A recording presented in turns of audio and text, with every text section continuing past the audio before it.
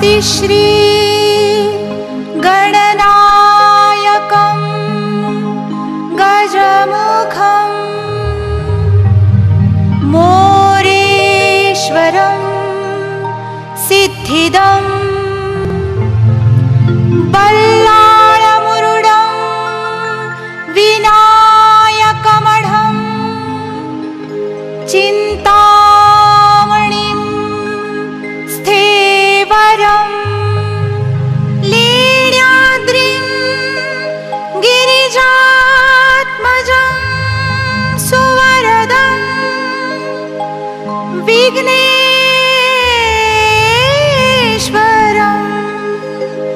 ओझरं ग्रामाराञ्जन सासितं गणपतिं कुर्यात् सदा मंगलम्। 14 विद्यांचा आणि 64 कलांचा अधिष्ठाता असलेला हा श्री गणेशाचं आगमन घरात झाल्यानंतर या ईश्वराला आपल्या घरामध्ये स्थानापन्न करण्याकरता आल्या आल्या त्याची ही केली जाणारी मनोभावे पूजा। श्री गणेशाच्या मूर्तीला पूर्व पश्चिम किंवा उत्तर दिशेकडे मुख करून एका छोट्याशा चौरंगावर स्थानापन्न करावं। ज्या वस्त्राला श्री गणेशाला बाहेरून आणताना झाकून आणलं जातं हे वस्त्र हळूहळू श्री गणेशाच्या पाठीमागं व्यवस्थित गुंडाळून ठेवलं जातं। आपल्या घरात आलेल्या पाहुण्याला आपण टोपी देऊन किंवा वस्त्र देऊन त्याचा आदर सत्कार करतो, या पाठीमागची हीच भावना आहे। हा वस्त्ररूपी आधार भक्ताचा गणेशाला आणि गणेशाचा भक्ताला असावा, अशी ही या प्रथेमागची एक दुसरी भावना आहे। श्री गणेशाच्या पूजेकरता असलेल्या पत्रीच्या पानानं एका तांब्याच्या पेल्यामध्ये पाणी घेऊन श्री गणेशाची वाद्यपूजा केली जाते।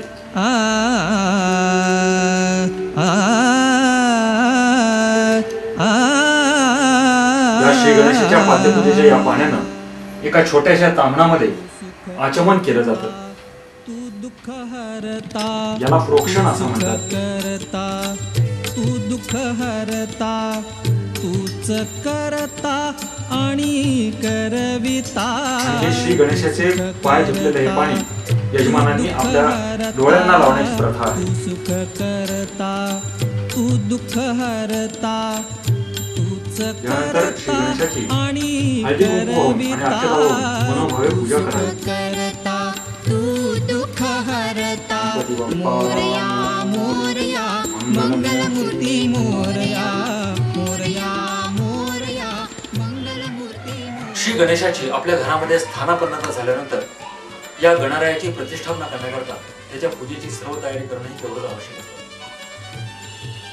या पूजेसाठी लागणारं साहित्य हळद, कुंकू, शेंदूर, गुलाल आणि अर्थातच अक्षता, त्याबरोबरच धूपबत्ती, अगरबत्ती, निरांजन, कापूर, पंचामृत, विड्याची पानं आणि गणरायाला वाहिली जाणारी ही सगळी पत्री। या पत्रीमध्ये दुर्वा, शमी, आघाडा अशा विविध वनस्पतींचा उपयोग केला गेला। याचा अध्यात्माचं कारण असं होतं की ही सगळी वनस्पती निवडताना या दुर्वांच्या 3 दुर्वा, 5 दुर्वा, 21 दुर्वा, 101 दुर्वा निवडताना जास्तीत जास्त वेळ ह्या सगळ्या वनस्पतींचा आपल्या शरीराच्या त्वचेशी थेट संपर्क यावा, कारण ह्या सगळ्या वनस्पतींचा आयुर्वेदात काही ना काही नक्कीच उपयोग आहे। व पोटाचा दाह कमी करणं असो, रक्ताचे विकार दूर करणं असो आणि विज्ञानातून अध्यात्माकडे जाताना त्या पाठीमागची भावना अशी होती की हे सगळं काही मी या गणरायासाठी करतो, या ईश्वरासाठी करतोय। तेवढा जास्तीत जास्त वेळ या वनस्पतींच्या संपर्कात यावा आणि तेवढा जास्तीत जास्त वेळ मनामध्ये अध्यात्माचे, या गणरायाच्या संबंधीचे अतिशय उच्च असे भावभक्तीचे विचार उत्पन्न व्हावे, या हेतूनं या सगळ्या पत्रीची निवड केली गेली। तू दुःख हरता मोरया मोरया। श्री गणेशाची कोणती मूर्ती अतिशय प्रभावशाली असू शकते असा एक प्रश्न नेहमीच उपस्थित केला जातो, पण श्री गणेशाची पार्थिव मूर्ती हीच अत्यंत प्रभावी असते, कारण ती मूलाधारापासून बनवली जाते। मूलाधार म्हणजेच भूतत्व आणि भूतत्वाशी एकरूप होणं हे मूलाधाराचं अत्यंत प्रभावी असं माध्यम आहे, आणि म्हणूनच श्री गणेशाची पार्थिव मूर्ती ही अतिशय प्रभावी आहे। इतकंच नव्हे तर श्री गणेशाच्या जन्माच्या कथेत देखील श्री गणेशाचा जन्म हा मूलाधारापासून झाल्याचं म्हणलं आहे। घराघरामध्ये देवघरात पूजेसाठी श्री गणपतीची मूर्ती ही बसलेलीच का असावी, उभी का नसावी? आणि देवघरामध्ये असलेला मारुती, या मारुतीची तस्वीर किंवा मारुतीची मूर्ती ही उभीच का असावी, असा देखील एक शंकेचा प्रवाह सध्या वाहतो. मात्र याचं कारण असं की मारुती हा संकटनाशनम आहे. दुर्जनांशी लढायला, दुष्टांशी लढायला तो सदैव उभा असणं हे केव्हाही चांगलं. मात्र गणपती बाप्पा ही संपत्तीची, समृद्धीची देवता असल्यानं तिचं अधिष्ठान घरामध्ये सातत्यानं असणं हे अधिक चांगलं. आणि म्हणून गणपती बाप्पाची मूर्ती ही बसलेलीच अधिक चांगली आणि मारुतीची तस्वीर किंवा मारुतीची मूर्ती ही उभी असलेली अधिक चांगली. तुझ्या धुळीचे भाळी भूषण सदैव राहो ओठावरती, सदैव राहो ओठावरती. श्री गणेशाची मनोभावे भक्तिभावानं पूजा झाल्यानंतर, प्राणप्रतिष्ठा झाल्यानंतर जाणून घेऊया श्री गणेशाच्या विविध अवयवांची माहिती. गणेशाचं रूप हे असंच का आहे? श्री गणेशाचं मस्तक हे अतिशय विशाल असं आहे. विद्वत्तेचं, बुद्धिमत्तेचं प्रतीक म्हणून श्री गणेशाच्या मस्तकाकडे पाहिलं जातं. श्री गणेशाचे कान हे सुपा एवढे मोठे आहेत. या कानांना सुपाचं प्रतीक का मानलं गेलं याचं अध्यात्मातलं उत्तर असं दिलं जातं की सुपामध्ये ज्याप्रमाणे सगळं धनधान्य पाखडून निघतं, त्यातले खडे, किडामुंगी हे बाहेर त्याचा निचरा होतो, कचरा निघून जातो आणि स्वच्छ धान्य तेवढं सुपात बाकी राहतं, असेच श्री गणेशाचे कान आहेत. मानवानं देखील नको त्या गोष्टी, विकारात्मक गोष्टींचा निचरा करावा, कचरा झाडून टाकावा आणि योग्य तेवढंच ऐकावं, ग्रहण करावं, अशी या कानांपाठीमागची ही भूमिका आहे. श्री गजाननाची सोन ही मानवाला सतत सजग राहायला सांगते. जीवनातल्या प्रत्येक बऱ्या वाईट गोष्टींचा गंध योग्य रीतीने आणि सावधपणे घ्यायला शिकवते. कारण जीवनात एखादी क्षुल्लक चूक जरी झाली तरी सुद्धा माणसाचं पूर्ण जीवन उद्ध्वस्त होतं आणि म्हणून माणसानं प्रत्येक पाऊल सावधगिरीने उचललं पाहिजे. श्री गणेशाचे डोळे हे लहान आहेत. गणेशाचे डोळे हरिणाक्षी आहेत असंही म्हटलं जातं. या लहान डोळ्यांपाठीमागची भूमिका अशी आहे की हे लहान डोळे आपल्याला सूक्ष्मदर्शीपणाचा त्या भावना आपल्याला दाखवून देतात, त्याची जाणीव आपल्याला करून देतात. आणि याची जाणीव मानवाला याकरता होणं आवश्यक आहे की जीवनातल्या प्रत्येक गोष्टीकडे माणसानं अतिशय सूक्ष्मदर्शीपणानं पाहिलं पाहिजे. त्यातल्या बऱ्या वाईटाचा गंध घेऊनच, त्यातल्या बऱ्या वाईटाचा विचार करूनच प्रत्येक गोष्ट स्वीकारली पाहिजे. आणि म्हणून मानवाकडे देखील अशी सूक्ष्मदर्शीपणा असायला हवा. याचं प्रतीक श्री गजाननाचे हे बारीक डोळे. हेरंबाचे 2 सुळे असतात, एक पूर्ण सुळा आणि दुसरा अर्धा. पूर्ण सुळा हे श्रद्धेचं प्रतीक आहे, तर अर्धा सुळा हे बुद्धीचं प्रतीक आहे. मानवाचं जीवन सफल बनवण्याकरता श्रद्धा आणि बुद्धी या दोन्ही गोष्टींची तेवढीच आवश्यकता असते. श्रद्धा, श्रद्ध म्हणजे सत्य आणि धा म्हणजे धारण करणे. सत्याची धारणा मानवानं सतत करावी याची जाणीव करून देणारे हे श्रद्धा आणि बुद्धीचे असे हे 2 सुळे. श्री गणेशाचे 4 हात आहेत. एका हातात अंकुश, एका हातात पाश, एका हातात मोदक, तर चौथा हात आशीर्वादाकरता आहे. गणेशाच्या एका हातातला अंकुश हा विकारांवरती असलेला अंकुश आपल्याला दर्शवतो. मानवानं आपल्या सगळ्या विकारांवरती विजय मिळवला पाहिजे, त्याच्यावर अंकुश ठेवलाच पाहिजे, असं हा हात आणि ह्या हातातला अंकुश आपल्याला सुचवतो. दुसऱ्या हातात आहे पाश, अनुशासन. मानवाच्या प्रत्येक विकाराकडे वळणाऱ्या विकृत बुद्धीला काहीतरी अनुशासन असलंच पाहिजे, मर्यादा असलीच पाहिजे, असं हा हात आणि या हातातला पाश सुचवतो. गणेशाचा तिसरा हात, ज्या हातात मोदक आहे, मोद म्हणजे आनंद. सात्विक आहाराचा आनंद मानवानं आयुष्यभर मिळवावा की जेणेकरून ज्या योगे मानवाची प्रकृती ही अतिशय निरोगी आणि सुदृढ अशीच राहील. आणि गणेशाचा चौथा हात आशीर्वादाचा, सगळ्यांचा सुमंगल चिंतनासाठी, सर्वांना अतिशय सुखानं समृद्धीनं जीवन जगता यावं यासाठी आहे. गणेशाचं उदर हे खूप मोठं आहे आणि म्हणूनच त्याला लंबोदर असं म्हटलं जातं. या मोठ्या पोटाचं प्रतीक असं आहे की अनेकविध ऐकलेल्या गोष्टी आपल्या पोटात मानवानं साठवल्या पाहिजेत आणि अनेकविध साठवलेल्या गोष्टींपैकी काळानुरूप योग्य त्याच गोष्टीचा वापर त्यांना आपल्या जीवनात केला पाहिजे, तरच त्याचं जीवन सुखी, समृद्धी आणि संपन्न होईल. गजाननाचे पाय खूप छोटे आहेत. हे छोटे पाय बुद्धिमत्तेचे लक्षण दर्शवतात. कारण पाय छोटे असल्या कारणानं लंबोदराला वेगानं पळता येत नाही. मानवानं देखील असंच कोणत्याही गोष्टीत लगबग करू नये, उतावीळपणा करू नये. प्रत्येक गोष्टीचा व्यवस्थितपणे सारासार विचार करून सावकाशपणेच त्याच्यावर कृती करावी, हाच उद्देश त्याच्या पाठीमागे आहे. बऱ्याचदा असा प्रश्न उपस्थित होतो की एवढ्या मोठ्या लंबोदराचं मूषक हे एवढं छोटंसं वाहन कसं? खरं तर मूषक हे चपळतेचं प्रतीक आहे. सतत कार्यमग्न राहणारा असा हा मंदिर हे कार्यमग्न राहण्याचं प्रतीक आहे. उंदीर जसा कुठल्याही घरात सहजपणे चपळतेने प्रवेश करू शकतो, कितीही छोट्या जागेतून प्रवेश करू शकतो, मानवानं असंच समाजामध्ये मिळता मिसळताना इतक्याच सहजतेनं, चपळतेनं आणि इतकंच लहान होऊन सगळीकडे सहज प्रवेश करावा अशी त्या पाठीमागची भावना आहे. श्री गणेशाला प्रिय असलेल्या दुर्वांच्या विविध संख्येतल्या जोड्या करून गणेशाला वाहण्याची प्रथा आहे. कारण दुर्वांना गंध मूल्य नाही, दुर्वा कुठेही सहज उपलब्ध होतात. ज्याच्या अंगी नेत्याचे गुण आहेत अशानं समाजाकरता, समाजाच्या उपयोगाकरता कुठेही सहज उपलब्ध व्हावं असे या दुर्वा सुचवतात. जनमानसांवर राज्य करण्याकरता, जनमानसात मिळण्या मिसळण्याकरता त्यानंही असंच गंध मूल्य विरहित असावं हा त्या पाठीमागचा उद्देश आहे. इतकंच नव्हे तर दुर्वा ह्या आयुर्वेदात अतिशय गुणकारी अशाच आहेत. अमोघ सिद्धाला जास्वंदीचं फूल अतिशय प्रिय आहे. जास्वंदीचं फूल हे लाल असतं आणि मानवाच्या जीवनात देखील लाल हा रंग क्रांतीचा मानला गेला. क्रांतिकारी जीवन असेल तरच ते पुढे विकसित होतं आणि समृद्ध होतं आणि म्हणून जास्वंदीचं फूल आणि त्याचा लाल रंग हे या क्रांतिमय जीवनाचं प्रतीक आहे. श्री गणेशाला केवडा वाहण्याची प्रथा आहे. या प्रतिमाचं कारण असं की केवड्यासारखा सुगंध अन्यत्र नाही. हा सुगंध घराघरात दरवळत राहावा, इतकंच नव्हे तर मनामध्ये सुद्धा दरवळत राहावा ही त्या पाठीमागची भूमिका आहे. इतकंच नव्हे तर केवडा हा मानवाच्या शरीरातले रक्तप्रदाराचे दोष देखील नाहीसे करतो. आयुर्वेदातल्या विकारावरची ही माहिती जनसामान्यांपर्यंत पोहोचावी, मानवाला त्याचं आकलन व्हावं ही देखील त्याच्या पाठीमागची भूमिका आहे. इतकंच नव्हे तर केवड्याला छोटे छोटे असंख्य काटे असतात, मात्र आतला घर कितीतरी सुरेख असा सुगंध देत असतो. मानवानं देखील अंतरी असंच सुगंधित दरवळत राहावं ही त्या पाठीमागची एक अध्यात्माची भूमिका आहे. कमळ हे श्री गणेशाला वाहिलं जातं. कमळ हे गणपतीला आणि सरस्वतीला प्रिय असलेलं फूल. कमळ हे खोल पाण्यामध्ये, चिखलामध्ये उगवतं. मात्र खोल पाण्यात, चिखलामध्ये उगवणंही किती निर्मळ राहावं याचं प्रतीक असलेलं हे कमळ.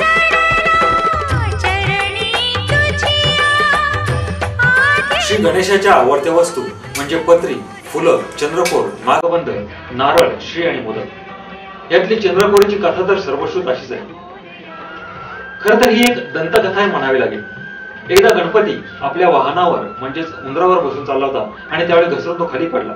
खाली पडलेल्या गणपतीला बघून चंद्र हसला आणि त्यावेळेला गणपतींनी चंद्राला असा श्राप दिला की ज्या दिवशी माझी प्रतिष्ठापना केली जाते त्या दिवशी तुझ्याकडे कोणीही पाहणार नाही आणि पाहिलंच तर त्याच्यावर चोरीचा आळी. प्रत्येक देवतेच्या नावामागं श्री हे अक्षर जोडलं जातं. श्री म्हणजे धनसंपदा, वैभव, आणि म्हणूनच श्री गणेशाला देखील वैभव संपन्नता लाभलेली आहे. समृद्धतेचा, संपत्तीची ही अधिष्ठाता असलेली ही देवता. श्री गणेशाचं आणखीन एक आवडतं प्रतीक म्हणजे स्वस्तिक. सु म्हणजे मंगल, चांगलं, आणि अस म्हणजे सत्ता, मांगल्याची सत्ता, आणि याचं प्रतीक म्हणजेच स्वस्तिक. मंगलमय भावनांवर समस्त मानवजातीचा विकास अवलंबून असतो आणि या मांगलमय विकासाचं, या भावनांचं प्रतीक म्हणजे स्वस्तिक. गुळ खोबरं हा श्री गणेशाचा अत्यंत आवडता असा प्रसाद. गणेशाला दाखवण्यात येणाऱ्या प्रसादाच्या मोदकामध्येही नारळाचाच काही अंश असतो. मुळात नारळ म्हणजेच श्रीफळ हे देखील वैभव संपन्नतेचे एक प्रतीक आहे. नारळ हा बाहेरून जरी कुरूप असला तरी त्याचा आतला प्रत्येक भाग हा केवळ उपायकारक असाच आहे. मानवानं देखील नारळाचं प्रतीक समोर ठेवून केवळ शारीरिक कुरूपतेकडे किंवा शारीरिक सौंदर्याकडे लक्ष न देता आपली आंतरिक सौंदर्यता जोपासावी म्हणून नारळाचं प्रतीक वापरलं गेलंय.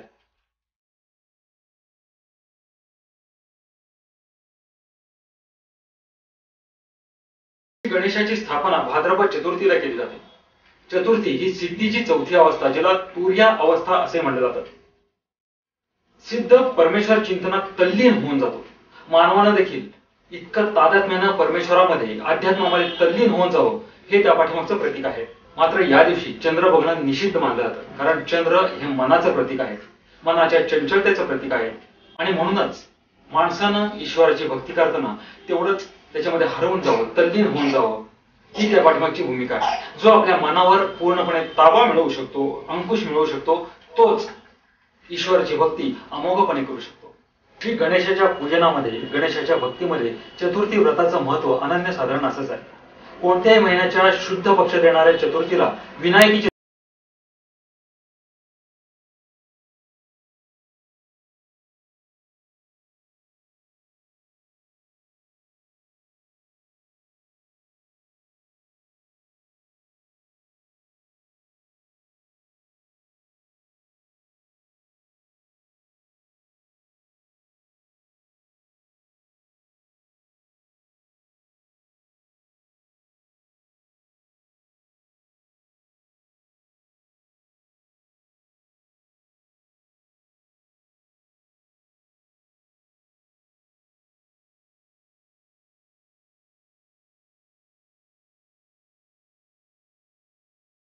दोन्ही प्रकार केलेले आढळतात.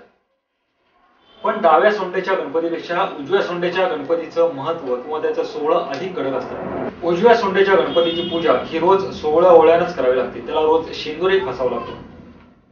त्यामुळं सर्वसामान्य भक्तांमध्ये अशी एक धारणा आहे की या पूजा अर्चेमध्ये जर काही चुकलं तर देवाचा कोप होईल, म्हणून उजव्या गणपतीची पूजा अर्चा ही शक्यतो नकोच आणि म्हणून उजव्या गणपतीची प्रतिष्ठापनाही नको. मात्र आपल्या व्यावहारिक जीवनामध्ये जसं डावं उजवं असतं तसंच गणपती बाप्पाच्या पूजेमध्येही आहे. डावी बाजू ही रिद्धीची बाजू, व्यावहारिक बाजू, आणि उजवी बाजू ही सिद्धीची बाजू, मोक्षाची बाजू, आणि म्हणून उजव्या सोंडेला उजव्या बाजूला हे जास्त महत्व आहे. गणपतीच्या डाव्या बाजूला रिद्धी आणि उजव्या बाजूला सिद्धी, आणि म्हणून उजव्या बाजूला सोंड वळलेल्या गणपतीला सिद्धिविनायक असं म्हटलं जातं.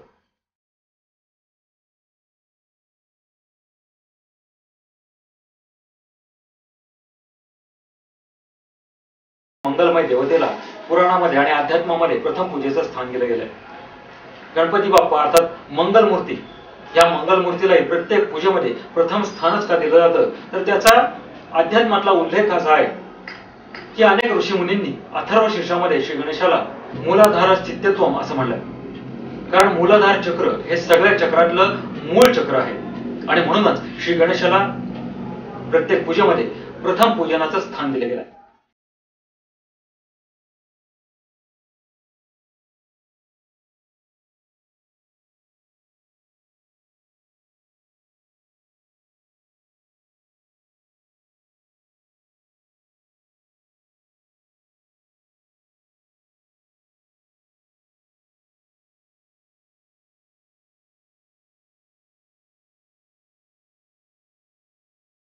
नमोजी अध्याय. नमोजी न उमोजी, आजपर्यंत न उमजलेली, जी वेदांपासून आज तगायत चालत आलेली अशी ही प्रतिपादित असलेली एक भावना आहे. ऊर्ध्व दिशेनं मी तत्वाकडे धावणारी वाहणारी ही संयोगरूपी शक्ती. या शक्तीचा संयोग आपल्या शरीरात व्हावा. जय जय ससंवेद्या. पहिला जय म्हणजे आपण घेत असलेला श्वास, आणि दुसरा जय म्हणजे आपला उच्छ्वास.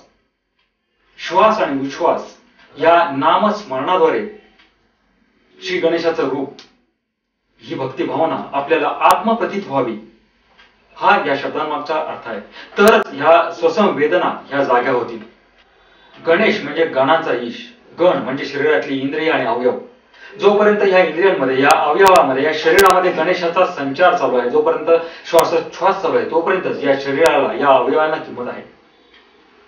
हा श्वास कसा घ्यावा तर सकल म्हणजे सद्भावना संयोगितपणे आणि संतुलितपणे त्यातून निवृत्त होऊन परमार्थाचं चिंतन करावं. अवधारे जेजू, अवध म्हणजे जे कधीही नाश पावत नाही, हा विचार मनामध्ये ठेवून माणसानं आपलं आचरण सतत कायम ठेवावं. आणि म्हणूनच माऊलींनी म्हणलंय ओम नमो जयाध्याय वेद प्रतिपाध्याय जय जय स्वसंवेद्या आत्मरूपा. देवा तुची गणेशू.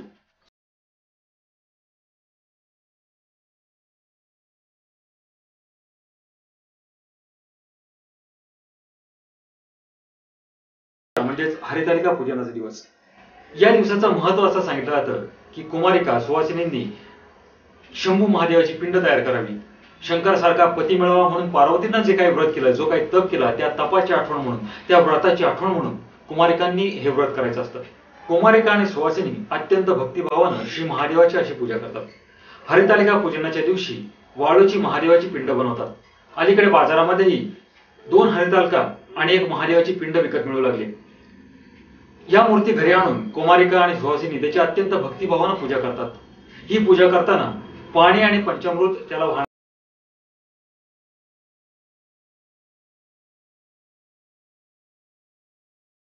अत्युच्च आनंद मिळवण्यासाठी भक्तगण वेगवेगळ्या मार्गांचा अवलंब करतात. यालाच उपासना असं म्हणतात. संस्कृत मध्ये उपासना या शब्दाचा अर्थ असा सांगितलाय की उप म्हणजे जवळ आणि आसन म्हणजे बैठक. स्थैर्यतेचा हा शब्द परमेश्वराच्या जास्तीत जास्त जवळ जाणं, परब्रह्माच्या जास्तीत जास्त जवळ जाणं, त्याच्यामध्ये विलीन व्हायचा प्रयत्न करणं म्हणजे उपासना. आपली सर्व संकट विघ्न दूर व्हावी आणि आरंभलेलं शुभ कार्य हे निर्विघ्नपणे पार पडावं याकरता श्री गणेशाची आराधना केली जाते, पूजन केलं जातं. पाहूया या श्री गणेशाची ही उपासना. गेल्या हजारो वर्षांपासून घराघरामध्ये गणपतीची प्रतिष्ठापना केली जाते. कोणताही गणेश भक्त आपल्या घरात गणेश मूर्तीची प्रतिष्ठापना करू शकतो. संपूर्ण कुटुंबानं त्या कालावधीत एकत्र यावं हा त्या पाठीमागचा कौटुंबिक उद्देश. मात्र लोकमान्य टिळकांनी केवळ हा कौटुंबिक उद्देश समोर न ठेवता अवघा समाज, संपूर्ण राष्ट्राने एकत्र यावं याकरता पुण्यातल्या सरदार विंचुरकर वाड्यामध्ये सार्वजनिक गणेशोत्सवाला सुरुवात केली. आजही हा गणपती लोकमान्य टिळक प्रस्थापित गणपती म्हणूनच ओळखला जातो. मंगलमूर्ती मोरया. श्री गणेशाच्या उपासनेकरता अनेकविध प्रभावी मंत्र आहेत. आचार, विचार आणि उच्चार शुद्ध ठेवून हा जप केल्यास त्याची फलश्रुती निश्चितच चांगली मिळते. यातलाच एक प्रभावी मंत्र म्हणजे ओम गं गणपतये नमः.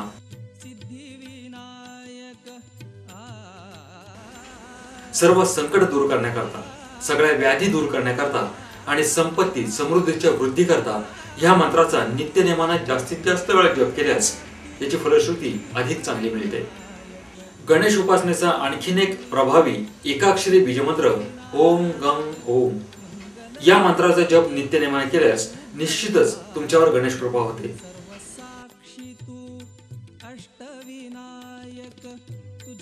गणेश उपासनेमध्ये संतती प्राप्ती करता एक प्रभावी मंत्रही सांगितला. उमापुत्र सिद्धी विनायका नमो नमः हा तो प्रभावी मंत्र. या मंत्राचे जप पती पत्नींनी दोघांनी मिळून मनातल्या मनातच करावा. संकष्टी चतुर्थीला उपवासही करावे आणि हा मंत्राचा जप करत असताना गणपतीला 21 दुर्वांची जोडी देखील व्हावी. या मंत्राची फलश्रुती निश्चितच फलदायी होते.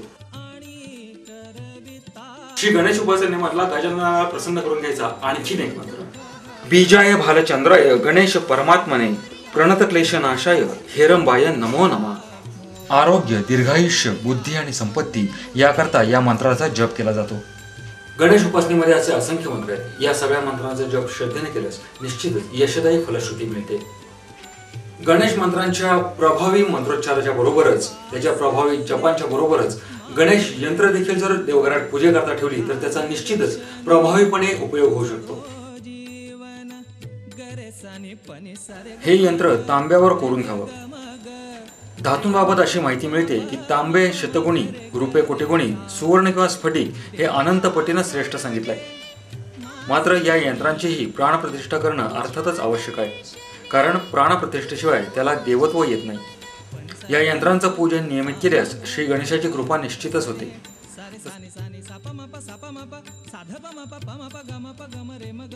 तसंच त्यायोगे आरोग्य, ऐश्वर्य, संतती याचाही लाभ होतो.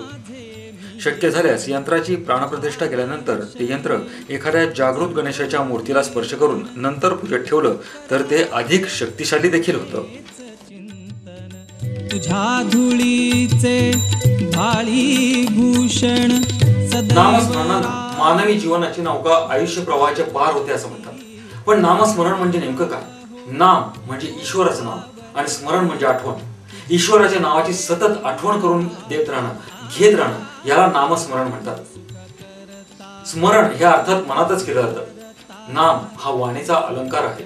ईश्वराच्या जास्तीत जास्त जवळ जाण्याचा एकमेव मार्ग म्हणजे ईश्वराचं सतत नामस्मरण करत राहणं. नामस्मरणानं मनातल्या सगळ्या शक्ती एकत्र होतात, ज्ञानाचा प्रकाश पडतो.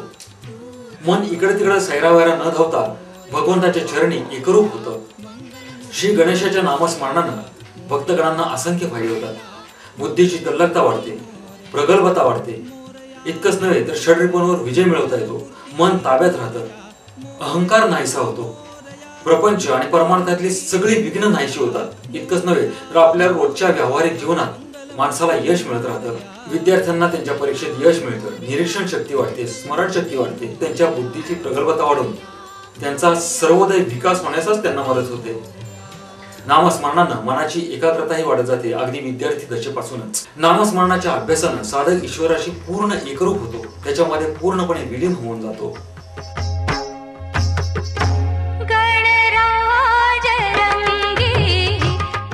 गणेशाच्या व्रतानं आशीर्वाद, सुख आणि समृद्धी आपण मिळवत असतो. श्री गणेशाचे वर्षभरात 2 वेळा उत्सव साजरे केले जातात. भाद्रपद आणि माघ शुद्ध चतुर्थीला हे उत्सव मोठ्या भक्तिभावानं भक्तगण साजरे करतात. आजच्या धावपळीच्या युगातही सहजपणे करता येतील अशा काही व्रतांचे नियम आणि माहिती आम्ही देत आहोत.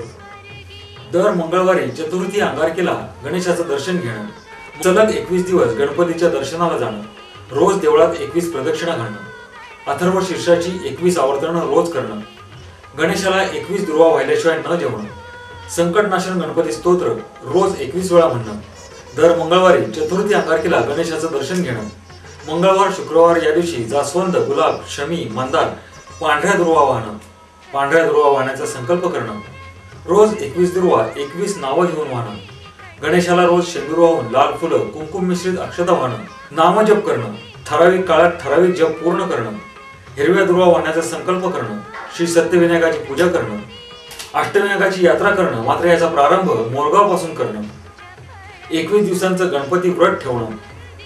हे व्रत श्रावण शुद्ध चतुर्थीला सुरुवात करून श्रावण वैद्य दशमीपर्यंत पूर्ण करणं. गणपतीची पूजा 21 दिवस, 21 दुर्वा, 21 प्रकारची पत्री, फुलं, 21 प्रदक्षिणा, 21 अर्ध्य तसंच 21 मोदकांचा नैवेद्य दाखवून या व्रताची सांगता करावी.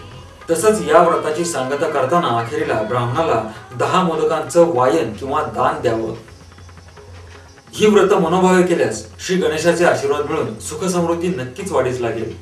श्री गणेशाची प्रसिद्ध स्थानं अर्थातच अष्टविनायक, मोरगावचा श्री मयुरेश्वर, थेऊरचा चिंतामणी, सिद्धटेकचा सिद्धिविनायक, रांजणगावचा महागणपती, ओझरचा विघ्नेश्वर, लेण्याद्रीचा गिरिजात्मज, महडचा वरदविनायक आणि पालीचा बल्लाळेश्वर.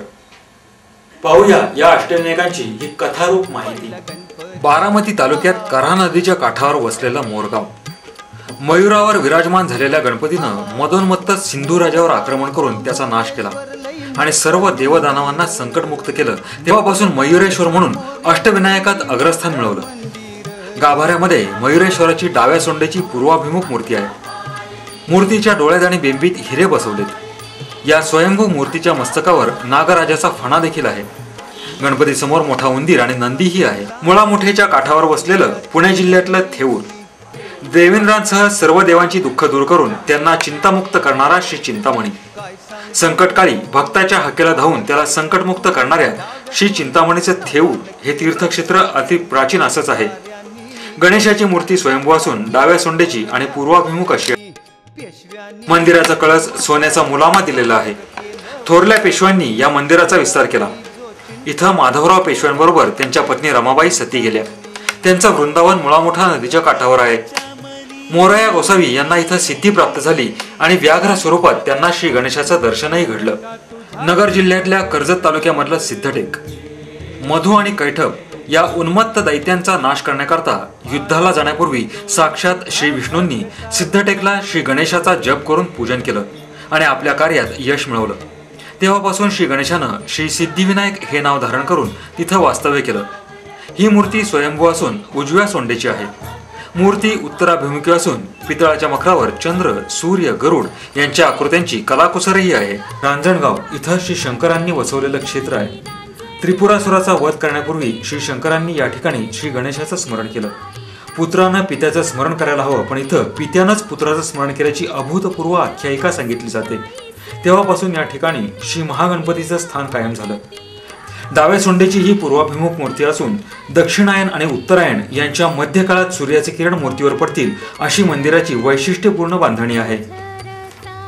जुन्नर तालुक्यातल्या ओझर या गावी वसलेलं श्री विघ्नेश्वराचं तीर्थस्थान मानाचं समजलं जातं. गजाननानं विघ्नासुराशी युद्ध करून त्याचं गर्वहरण केलं आणि शरण आलेल्या विघ्नासुराच्या इच्छापूर्तीसाठी ओझरला श्री विघ्नेश्वर म्हणून वास्तव्य केलं. ओझर इथलं मंदिर भव्य आणि सुंदर आहे. डाव्या सोंडेच्या स्वयंभू मूर्तीच्या दोन्ही डोळ्यात माणकं आणि कपाळावर चकाकणारा हिरा आहे. श्रीमंती थाटातल्या श्री विघ्नेश्वराच्या बाजूला रिद्धिसिद्धीच्या मूर्ती आहेत. मंदिराच्या चारही बाजूला दगडी तट आहेत. हिरेमाणकांनी सजलेली मूर्ती अतिशय प्रसन्न आणि सुंदर अशीच आहे. लेण्याद्री हे क्षेत्र पुण्याच्या उत्तरेस कुकडी नदीच्या पश्चिम तीरावर आहे. हे मंदिर डोंगरात कोरलेलं लेणं आहे. पार्वतीनं घोर तपश्चर्या करून श्री गजाननासारखा पुत्र प्राप्त करून घेतला. दगडात कोरलेली श्री गजाननाची मूर्ती पाठमोरी आहे. मूर्तीच्या उजव्या बाजूस शिवशंकर तर डाव्या बाजूस हनुमान आहेत. देवासमोरच्या दालनातल्या खांबांच्या वरच्या बाजूला हत्ती, सिंह, वाघ यांचे मुखवटे कोरले. सभा मंडपांच्या मध्ये एकही खांब नाही हे या मंडपाचं वैशिष्ट्य आहे. रायगड जिल्ह्यातल्या महड या गावी वसलेलं तीर्थक्षेत्र श्री वरदविनायक. अंगुष्ठावर उभा राहून आणि वाळलेली पानं खाऊन उग्र तपश्चर्या करणाऱ्या गृत्समदाला प्रसन्न होऊन त्याला वर देणारा श्री वरदविनायक गृत्समदाच्या इच्छेखातर तिथंच राहिला. मंदिरामागच्या तळ्यात सापडलेली ही स्वयंभू मूर्ती पूर्वाभिमुख आहे, डाव्या सोंडेची आहे. मूर्तीच्या बाजूला रिद्धिसिद्धी आहेत. गाभाऱ्यातल्या नक्षीदार महिरप असलेल्या दगडी सिंहासनावर श्री वरद विनायकाची मूर्ती विराजमान झाली आहे. रायगड जिल्ह्यातल्या पाली इथल्या श्री बल्लाळेश्वराचं स्थान अष्टविनायकात अत्यंत जागृत तीर्थक्षेत्र मानलं जातं. चिमण्या बल्लाळाच्या हृदयातली आर्त हाकेला गजानन धावून आले आणि त्याच्या आग्रहाखातर तिथंच वास्तव्य करून राहिले. गाभाऱ्यातल्या दगडी सिंहासनावर बल्लाळेश्वराची स्वयंभू मूर्ती आहे. मूर्तीच्या डोळ्यात आणि बेंबीमध्ये हिरे बसवलेत. या पूर्वाभिमुख डाव्या सोंडेच्या मूर्तीजवळ रिद्धिसिद्धी उभ्या आहेत. देवळातली प्रचंड दगडी बांधकाम आणि भव्य घंटा ही इथली खास वैशिष्ट्य. श्री गणेशाची पूजा करण्याचे काही नियम आहेत. सकाळी उठून आंघोळ करून धृत वस्त्रानं पवित्र आणि प्रसन्न मनानं श्री गणेशाची पूजा करावी.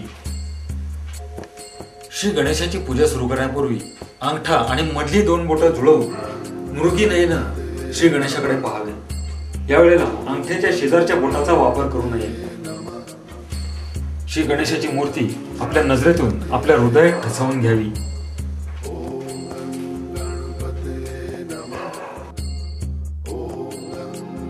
श्री गणेशाच्या पूजेपूर्वी वडीलधाऱ्यांना नमन करून त्यांचे आशीर्वाद अवश्य घ्यावे. अलीकडच्या काळात हा प्रकार अत्यंत दुर्मिळ होत चाललाय. केवळ इतिहास जमा होत चाललाय. मात्र वडीलधाऱ्यांच्या आशीर्वादात प्रचंड सामर्थ्य असतं हे नवीन पिढीनं मुळीच विसरू नये. भाद्रपद चतुर्थीपासून गणपतीपाशी लावलेले 2 तेलाचे दिवे हे थेट अनंत चतुर्दशीपर्यंत गणपती बाप्पाचे विसर्जन होईपर्यंत असेच तेवत ठेवावेत. देवाला क्षणभरही अंधारात ठेवू नये. इतकंच नव्हे तर गणपतीच्या विसर्जनानंतर जोपर्यंत दिव्यातलं तेल संपून ते आपोआप शांत होत नाही तोपर्यंत ते स्वतःहून मुळीच विझवू नये. देवाला स्नान घालण्याकरता चंदन उगाळून लावावे. त्यामध्ये कधी शेंदूर, कापूर, वाळा हे घातलं तरी सुद्धा चालतं. याकरता आपली घरातली पूजेची छोटीशी मूर्ती एका तामणात ठेवावी. उगाळलेला चंदनाचा लेप श्री गणेशाच्या मूर्तीला लावावा.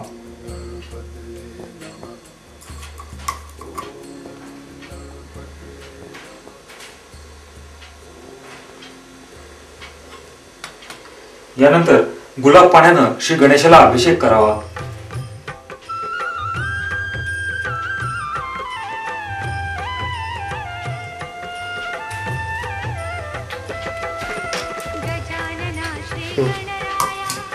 नंतर ही मूर्ती पाण्याने स्वच्छ धुवून घ्यावी.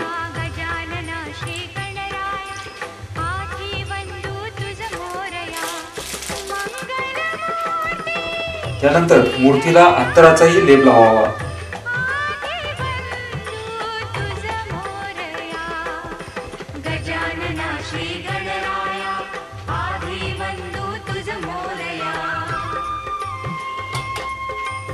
मूर्तीला त्यानंतर सचैल स्नान घालावे.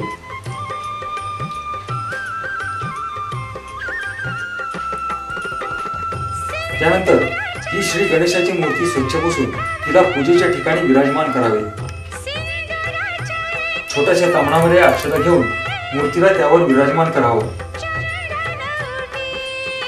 देवघरातल्या मूर्तीची इथं पूजा करण्यामागचा हेतू असा आहे की ज्यावेळी पार्थिवाची मूर्ती आपण पूजलेली असते, त्याची प्राणप्रतिष्ठा केलेली असते, त्याला स्नान घालणं किंवा पाण्यानं आंघोळ घालणं शक्य नसतं. आणि म्हणून या गणेशाचंच हे छोटं स्वरूप, हे प्रतीक, या प्रतीकाला आपण स्नानम समर्पयामी म्हणून त्याची पुढची पूजा करायची असते. त्या पूजा केलेल्या मूर्तीला शेंदूर, गुलाल, हळद कुंकू, अक्षता, अष्टगंधानं मूर्तीची मनोभावे पूजा करावी.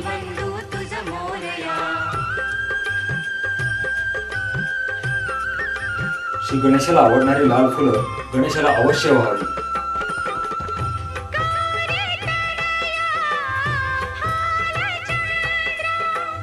श्री गणेशाला जानू अर्पण करताना ते डाव्या खांद्यावरून उजवीकडे उतरत येणारं असं असावं.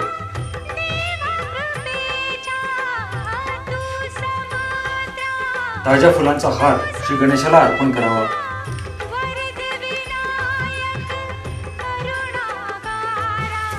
श्री गणेशाला आवडणारा कमळ आणि केवडा श्री गणेशाला अर्पण करावा.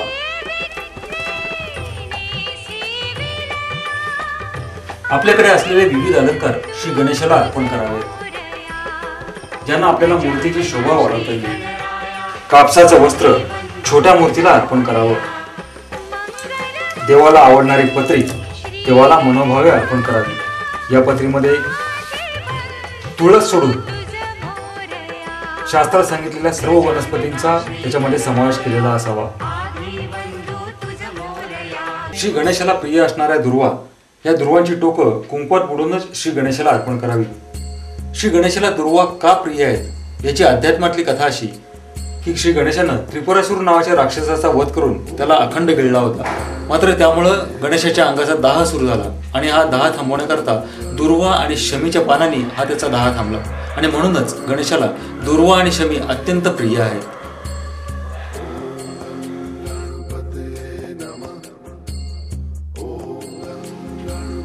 श्री गणेशाला विड्याची पानं अर्पण करावी।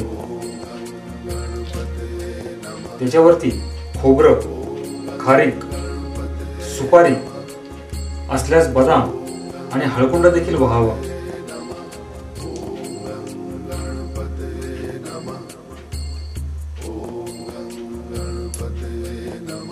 यानंतर तांबणातलं पाणी घेऊन या विड्यांच्या पानावर त्याचं प्रोक्षण करावं। हे सर्व श्री गणेशाला अर्पण करत असल्याची भावना त्याच्या पाठीमागे असावी। त्यानंतर श्री गणेशाला अत्यंत प्रिय असा गुळ खोबऱ्याचा नैवेद्य दाखवावा। मात्र नैवेद्य दाखवण्यापूर्वी तिथे पाण्याने चौकोनी मंडल करावे। यानंतर मनोभावे गुळ खोबऱ्याचा नैवेद्य श्री गणेशाला अर्पण करावा। हा नैवेद्य अर्पण करत असताना ओम नैवेद्यम समर्पयामी हा मंत्र चालू ठेवावा। त्यानंतर या नैवेद्यावर 2 दुर्वा देखील ठेवाव्यात। देवपूजेनंतर घरामध्ये घंटानाद अवश्य करावा। या घंटेलाही पूजेच्या ठिकाणी प्राणप्रतिष्ठा त्याची करावी। देवघंटेचीही मनोभावे पूजा करावी। त्यालाही शेंदूर, हळद कुंकू, गुलाल, अक्षता वाहून त्यालाही नमन करावं। घरातल्या देवघरामध्ये शंख असेल तर त्याचीही श्री गणेशापाशी प्रतिष्ठापना करावी। त्याला शक्यतो कासवाचं आसन असावं। शंख हे शंकराचं प्रतीक मानून त्याची पूजा गणेशाबरोबर केली जाते।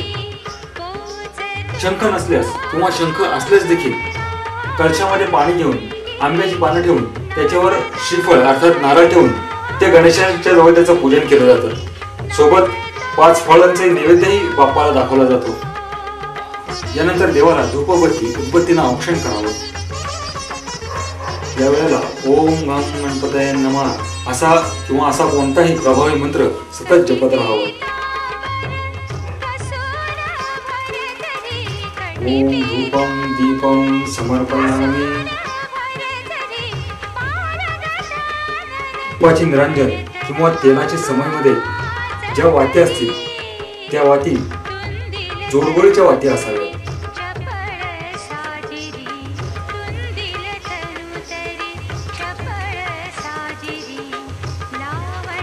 यानंतर बाप्पा मोर्यापुढे थेट लोटांगण घालून देवाला साष्टांग नमस्कार घालावा। गणपतीला मोदकांचा नैवेद्य दाखवल्यानंतर श्री गणेशाच्या हातावर एक मोदक ठेवून त्याला खाण्याची विनंती करावी। गणपतीला लाडू आणि मोदक अतिशय प्रिय आहेत। विशेषतः तांदळाच्या उकडीचे मोदक गणपतीला अतिशय प्रिय आहेत। या उकडीच्या मोदकांची एक कथा आहे। फार पूर्वी एका गरीब घरी गणपती सहज म्हणून भेट द्यायला गेले। त्यावेळी घरामध्ये ती बाई एकटीच होती। मात्र देव घरी आलेले पाहिल्यानंतर आता देवाला द्यायचं काय, तिनं देवाला बसायला आसन मात्र दिलं, पण देवाला खायला काय देणार, जेवायला काय देणार हा मोठा प्रश्न तिच्या पुढे होता। घरात केवळ तांदळाचं पीठ होतं। मग देवाला गोडधोड काय करायचं म्हणून तिनं तांदळाच्या पिठाच्या उकडीचे मोदक केले आणि गणपतीने देखील ते अतिशय गोड मानून खाल्ले आणि तेव्हापासून गणपतीला उकडीच्या मोदकाचा नैवेद्य हा अतिशय प्रिय म्हणूनच दाखवला जातो। श्री गणेशाची मनोभावे पूजा झाल्यानंतर घरातल्या सगळ्यांनी मिळून गणपतीची आरती करावी।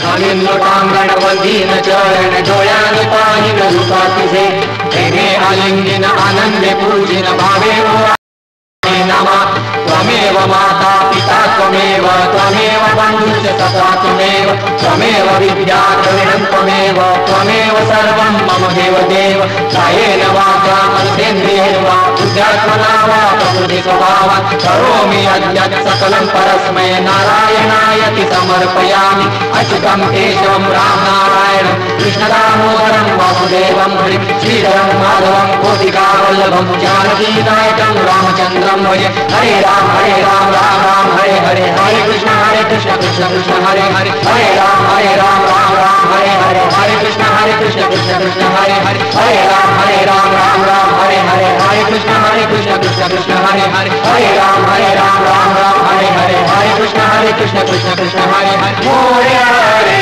बाप्पा मोरया रे बाप्पा मोरया रे बाप्पा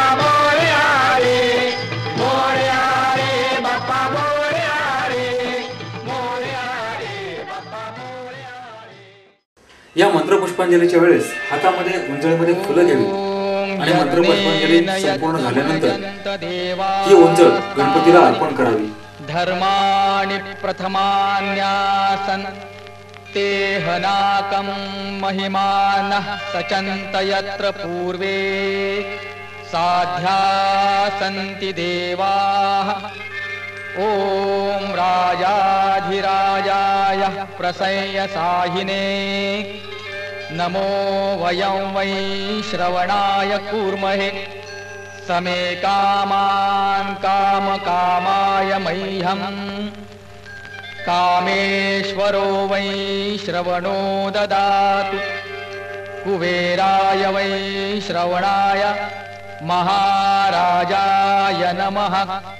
ॐ स्वस्ति साम्राज्यं भौजं स्वराज्यं वैराज्यं पारमेष्ठ्यं राज्यं महाराज्यमाधिपत्यमयं समन्तपर्यायी स्यात् सार्वभौमत्सार्वायुष आन्तादा परार्धात् पृथिव्यै समुद्रपर्यन्ताया एकराळिति तदप्येष श्लोको विगीतो मरुतः परिवेष्टारो मरुतस्य वसङ्गृहे आवीक्षितस्य कामप्रेत विश्वे देवा सभासदयति.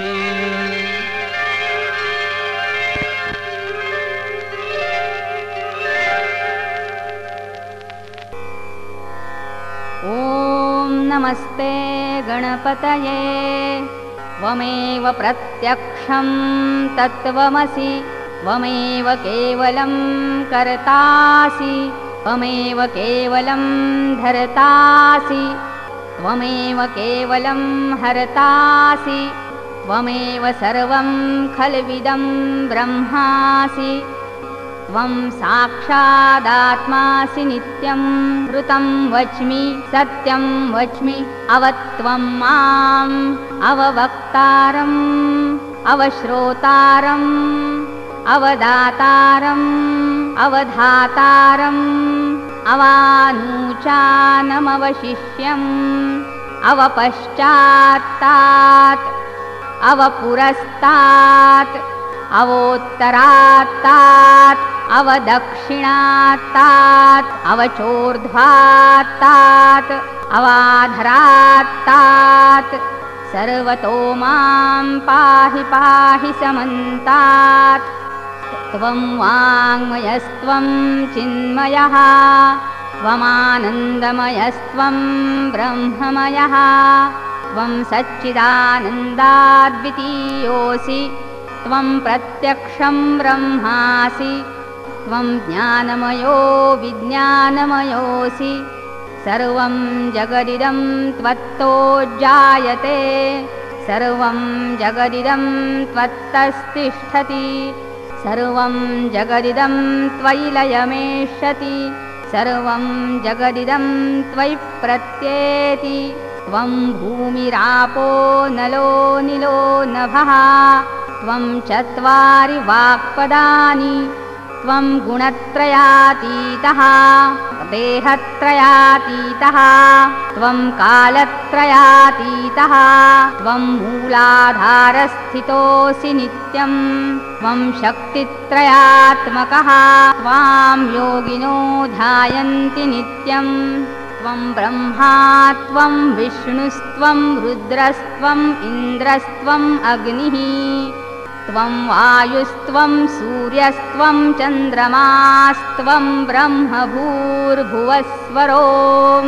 गणादिं पूर्वमुच्चार्य वर्णादिं तदनन्तरम् अनुस्वारः परतरः अर्धेन्दुलसितं तारेण रुद्धम् एतत्तव मनुस्वरूपं गकारः पूर्वरूपम् अकारो मध्यमरूपम् अनुस्वारश्चान्त्यरूपम् बिन्दुरुत्तररूपम् नादः सन्धानम् संहिता सन्धिः सैषा गणेशविद्या गणकऋषिः निःसृद्गायत्री छन्दः गणपतिर्देवता ॐ गङ्गणपतये नमः एकदन्ताय विद्महे वक्रतुण्डाय धीमहि तन्नो दन्ती प्रचोदयात् एकदन्तं चतुर्हस्तं पाशमङ्कुशधारिणं रदं च वरदं हस्तैर्बिभ्राणं मूषकध्वजं रक्तं लम्बोदरं शूर्पकर्णकं रक्तवाससं रक्तगन्धानुलिप्ताङ्गं रक्तपुष्पैः सुपूजितं भक्तानुकम्पिनं देवं जगत्कारणमच्युतम् आविर्भूतं च सृष्ट्यादौ प्रकृतेः पुरुषात् परम् एवं ध्यायति यो नित्यं स योगी योगिनां वरः नमो व्रातपतये नमो गणपतये नमः प्रमथपतये नमस्ते स्तुलम्बोदराय एकदन्ताय विघ्ननाशिने शिवसुताय श्रीवरदमूर्तये नमो नमः इति श्रीगणपति अथर्वशीर्षं समाप्तम्।